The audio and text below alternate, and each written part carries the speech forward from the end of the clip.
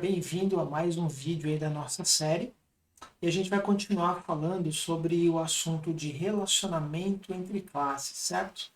Então, no vídeo anterior, nós falamos de alguns tipos diferentes de relacionamento e eu disse que a gente ia deixar um capítulo à parte para falar de herança. Por quê? Herança é um dos pilares fundamentais de teoria de orientação a objetos. Então a gente precisa parar e olhar ele com cuidado, ok? Bom, o que nós falamos sobre isso no vídeo anterior? Que a herança é um tipo de relacionamento entre classes do tipo E1. Ou seja, eu tenho uma classe A, vou criar uma classe B que também é do tipo da classe original, da classe A. Então, exemplo prático aqui que eu trouxe. Eu tenho uma classe animal, a partir daí eu estou criando uma classe cachorro, onde cachorro é um animal, é um tipo de animal. É sobre isso que a gente vai falar, ok? Então, as classes que são geradas a partir da classe original, elas são classes ditas classes derivadas. E elas vão receber, isso aqui é importante, todos os atributos e métodos que pertencem a essa classe original. Então eu estou fazendo uma derivação. Aqui, a partir daqui, a gente vai começar a usar uma série de nomes, nomenclaturas que vocês precisam saber, certo? Então, a primeira, que é a questão da herança, é nós ganhamos, nós herdamos atributos e métodos da classe chamada classe base para as classes que serão derivadas, que serão geradas a partir dessa classe chamada classe base, ok? O que eu ganho com isso? A questão aqui é reutilização de código, ok? Então, a gente vai ganhar tudo aquilo que já está pronto, tudo aquilo que é comum a diversas classes, eu escrevo somente uma única vez. Não preciso ficar reescrevendo e repetindo o código que já está ali na minha classe base. Tá? Então, vamos colocar alguns nomes aí para a gente poder se referir. Então, a classe de onde eu estou ganhando ali os dados, ela é chamada de classe base ou superclasse. Então, dependendo da linguagem, você vai aplicar um ou outro nome, mas é a mesma coisa. A classe de onde estão vindo esses atributos e métodos que a gente está herdando. A classe que herda, que recebe esses atributos e métodos, por outro lado, é chamada de subclasse ou então classe filha, tá bem? Cuidado com a nomenclatura, porque para nós em português essa tradução pode soar diferente do que ela realmente é. Em que sentido? Olha, a superclasse, essa palavra super dá a impressão que a classe base, a origem, ela é maior do que a classe filha. Mas não é verdade. Por quê? Se eu estou herdando, eu estou ganhando tudo aquilo que a classe base já me traz, ok? Tudo que tem na classe pai ou na classe base, eu vou ter também na classe filha. Porém, a classe filha ela pode adicionar novos atributos e novos métodos. Então, apesar de a gente chamar superclasse, ela não é maior. Ela, em geral, ela vai ser menor se a gente estiver comparando quantidade de atributo e quantidade de método, tá bom? Então, vamos entender que superclasse é minha classe base. A gente usa esse nome exatamente, tá? Dentro da linguagem Java, é a superclasse, e depois eu vou ter a subclasse. A subclasse, nós também dizemos que ela é uma especialização. Em que sentido? A minha superclasse, ela é genérica, igual o exemplo que eu dei anteriormente, né? Animal, pode ser qualquer tipo de animal.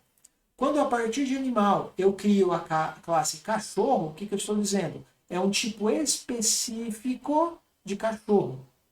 Então é bastante comum também que a gente se refira a essa subclasse como sendo uma especialização, então, de uma classe mais geral, tá bom? Então, vamos, a partir de agora, nos referir à superclasse, e a subclasse, tá bem?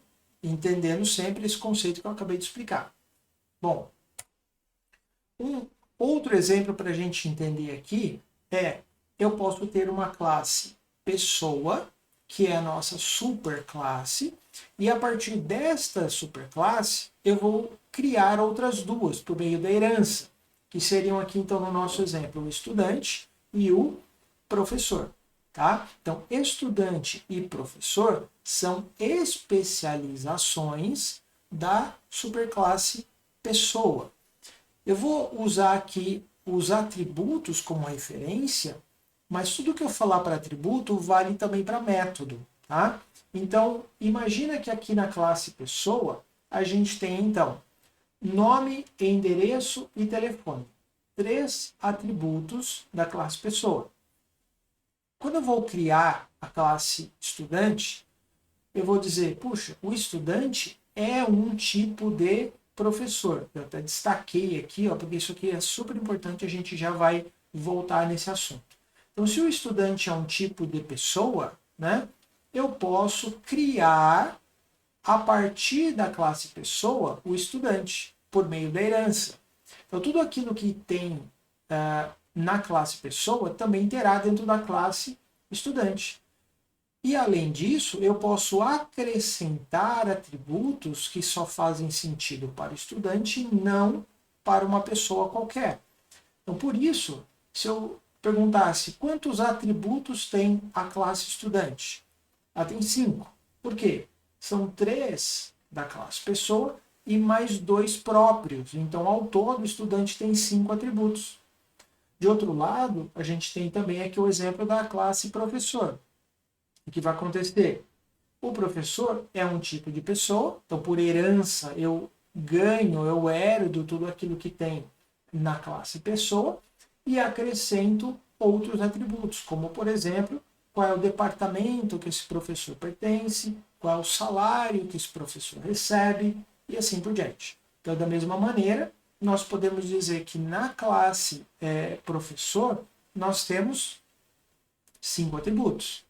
3 que vieram da classe pessoa e mais 2 próprios do professor, certo? Então, quando a gente fala sobre herança, tem um cuidado que a gente precisa ter, e por isso eu destaquei aqui o E1. As classes que estão sendo derivadas, né, a partir de uma superclasse, precisam ser construídas de forma que a frase é um ou é uma façam sentido. Porque a gente pode a gente pode cair numa situação em que a gente se vê forçando uma relação que não existe. Em que sentido? Vou dar um exemplo bem bobo por um lado, mas para que fique claro para você do que eu estou falando. Imagina que eu tenho ali, por exemplo, a nossa classe cachorro, certo? E dentre as características que eu tenho ali do cachorro, eu vou falar, o cachorro tem 4 pés. Tá bom. Aí eu preciso criar uma outra classe chamada mesa, que tem 4 pés. Eu olho e falo assim, cachorro tem 4 pés, mesa tem 4 pés, vamos pôr uma herança aqui para eu ganhar esse atributo ali do cachorro. Obviamente, a mesa não é um cachorro, então não deveria fazer herança. Né? O que eu estou querendo comunicar aqui para vocês? A herança pressupõe que é válida a questão semântica e não apenas a sintaxe para eu ganhar ali alguns atributos ou métodos. Ou seja, se eu começar a inventar coisas que não fazem sentido dentro do meu modelo, eu vou estar enfiando ali no meu sistema um monte de coisas que não fazem sentido. Isso vai gerar um monte de problemas depois. Tá bem? Então, dentro do relacionamento de classe de herança, eu preciso estar muito atento para que eu não faça coisas que não têm sentido, tá bom? Como é que a gente faz a herança, então, dentro de um programa em Java? Então, eu trouxe aqui um exemplo simples também, ó. Nós temos aqui uma classe veículo, ok? Nada demais, eu coloquei aqui um atributo para a gente entender. E vamos imaginar que agora eu queira criar um veículo específico, tá bom? Um veículo específico. Então, por exemplo, carro. Então, como é que eu faço herança? Aí vai aparecer uma palavra-chave, uma palavra nova aqui para nós, que é extends. Eu estou estendendo, eu estou especializando a partir de veículo. Então, o que eu poderia interpretar aqui? Que o carro é um tipo de veículo. Ele estende as características do veículo para além daquilo que o veículo foi inicialmente projetado para fazer. Tá? Então, olha só. Na classe carro, eu não coloquei nenhum atributo aqui, tá bem? Mas eu posso, então, criar um novo carro a partir da classe carro. E olha só que interessante. Carro.combustível recebe um certo valor. O que está acontecendo? Não está explicitamente declarado aqui nenhum atributo. Então, de onde vem esse atributo? Da superclasse. Então, veículo passa a ser superclasse do carro. Esse é o conceito que a gente está tratando aqui, tá bom?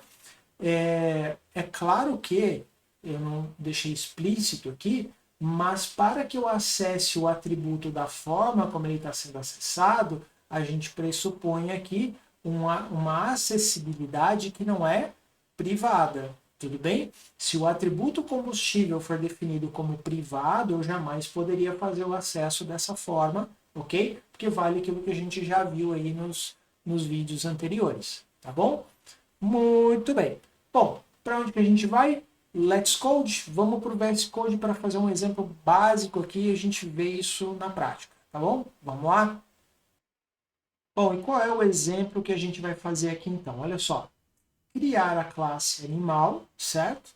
Que possui nome e raça como atributos. A partir de animal, então eu quero criar duas outras classes, a classe cachorro e a classe gato, que devem ser heranças a partir da classe animal. Porém, que possuem métodos que a animal não possui, que é o método latir e o método miar, por exemplo. Tá? E aí a gente vai criar o main, né, para poder instanciar um cachorro e um gato e testar para ver se está tudo funcionando. Tá? Para este exemplo, primeiro aqui, a gente não vai usar construtores, tá bem? Por quê? Porque isso num outro vídeo eu vou explicar alguns detalhes importantes aí que a gente precisa saber a respeito desse assunto, beleza? Então, bora lá, vamos criar aqui o que está sendo solicitado. Então, vamos criar a classe animal. E aí, depois, a partir de animal, a gente tem que gerar as classes cachorro e gato, né? Bora lá, então. Vamos criar aqui a classe animal. De acordo com o enunciado, então, nós precisamos de nome e raça do animal, ok? Como o enunciado deixou explícito que não é para a gente usar, então, construtor, como é que eu vou fazer para colocar valores nesses atributos? Nós vamos precisar de métodos get e set, né? Então, para ganhar tempo aqui, eu vou pedir aqui para o VS Code gerar para mim todos os métodos de acesso. Então, olha, getName para retornar o nome, setName para atribuir o nome e a mesma coisa para a raça. Tá bem? Boa! Agora, a partir da classe animal, eu quero gerar então a classe cachorro. Opa!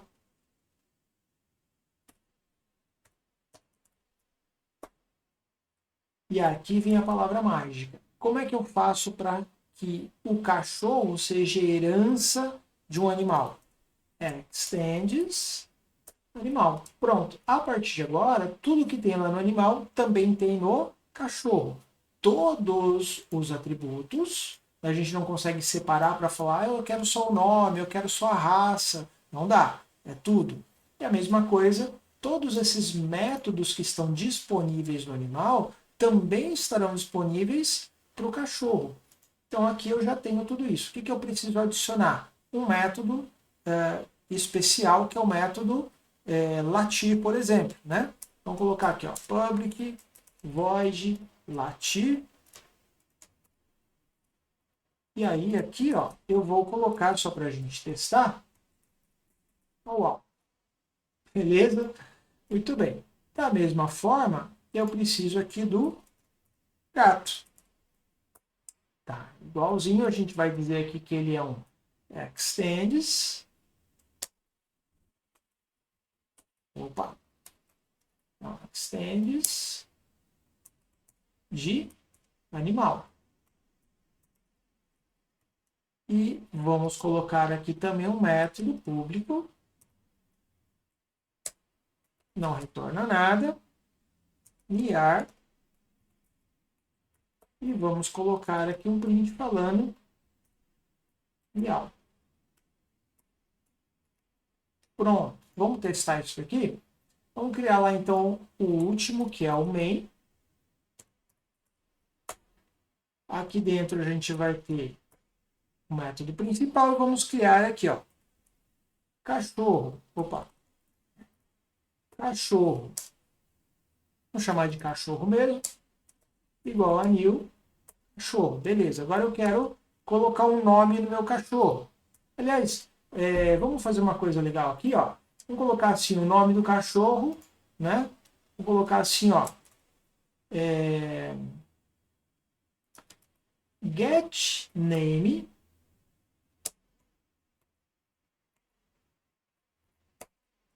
pass, ok? All.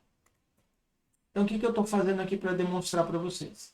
Que método é esse aqui, ó, método getName? Eu estou chamando um método que não está definido explicitamente dentro de dog. Esse cara aqui está definido onde? No animal. E eu consigo chamar esse método, ok? Por quê? Porque eu estou dentro de uma classe que é uma herança aqui. Então eu chamo como se fosse pertencente à classe dog. E por que eu posso chamar diretamente dessa forma também? Porque ele está definido como público. Eu não consigo pegar o name direto, porque se eu tentar colocar aqui, ó, ao invés de get name, se escrever name, ele vai falar, ó, não pode. Por que não? Ó, porque esse cara aqui, ele não está visível. Eu não tenho acesso a ele, porque ele está definido como privado. Se eu trocasse aqui para protected, a gente também já falou sobre isso, né, em vídeos anteriores aí é que eu não teria problema, ó, eu posso acessar tranquilamente, porque essa visibilidade me permite enxergar esse atributo, ok? Mas privado eu não consigo acessar, tá bom? Então fica aí também essa possibilidade. E aí, olha só, aqui no main eu vou usar um outro método, que é o setName. Dou um nome para ele. E aí depois eu posso fazer aqui, ó, um print dog ponto. Os métodos de acesso estão aqui, né? Pegar raça, pegar nome, etc e tal. Mas eu tenho aqui, ó, o método latir, né? Aliás, perdão, o latir ele não retorna, ele tem um print dentro dele, né? Então só deixa eu acertar aqui. Pronto, agora sim. Então, estou falando para o dog latir. Da mesma forma, só para a gente aproveitar aqui, né? Dizer que a gente não testou o gato, né? Cat igual a new cat. E aqui a gente vai fazer a mesma coisa, ó. Cat.setName. Vamos falar que esse aqui é o Garfield. E aí, vamos falar aqui, ó. Cat.miar. Beleza? Só para a gente fazer um testezinho rápido aqui. E tá lá, ó. O cachorro, que a gente está pondo o nome dele aqui, né? A gente pôs lá no método latir, né? Eu acabei não fazendo isso no gato, mas fica aí como exercício para você fazer depois para o gato, para aparecer o nome dele aqui também, tá bom? Essa é a ideia em que a gente agora tem dentro do dog, apesar de não ter definido atributos dentro dele, ele ganhou todos os atributos que já estão definidos dentro da classe animal. Não é claro, aqui a gente fez um exemplo bem simples inicialmente, em que, por exemplo, os meus métodos não tem nada demais. São só para acessar e alterar valores dos atributos. Mas imagina agora, extrapolando aí o nosso raciocínio, imagina que eu tenho uma lógica complexa aqui, uma série de coisas acontecendo, um acesso externo, etc. Tudo isso eu não precisaria repetir de novo na classe dog ou na classe cat. Por quê? Porque já está pronto. Eu, na herança, ganho todos esses métodos que já foram criados. Então, qual é a ideia aqui, pessoal? Para a gente fechar aqui esse vídeo, né? Então, a herança trata principalmente de ganhar, receber, herdar atributos e métodos de outras classes em que eu vou reaproveitar isso daí tudo, tá bom? O que eu queria também deixar um parênteses aqui. Eu falei para vocês lá no início que herança é um dos pilares importantes aí, portanto, dentro de orientação a objetos, ok? Porém, a gente vai aprender outros recursos que em muitos cenários acabam sendo preferíveis do que a gente usar diretamente herança. Por quê? Né? Porque herança ela tem um efeito colateral. E a gente pode detalhar isso num outro vídeo mais para frente, mas só para deixar aqui para você já ter aí na manga. Né? O que acontece? Se eu criar muitas classes a partir de heranças dentro de um sistema, nós vamos acabar criando uma conexão muito forte entre todas essas classes, e a gente vai dizer que isso é um acoplamento forte, tá bem? E o que vai acontecer? Quando eu mexo na classe base, né, na superclasse, esta modificação que eu fiz lá na classe base, ela vai refletir em todo mundo que está ali para baixo, nas demais classes. E isso pode ser um efeito ruim, porque se eu tenho muitas dependências, qualquer pequena alteração que eu faça vai virar um efeito dominó, né? Um efeito em cascata que eu tenho que propagar aquela alteração para muitos lugares. Eu vou criar um sistema muito engessado. Então, entenda o seguinte, a herança é importante?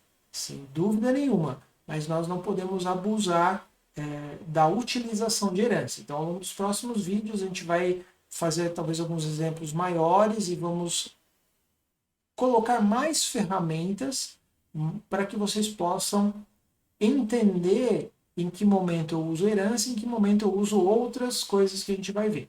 Beleza? Então é isso por enquanto. Espero que tenha dado aí uma boa ideia para você do que é herança e a gente se encontra no próximo vídeo. Um abraço.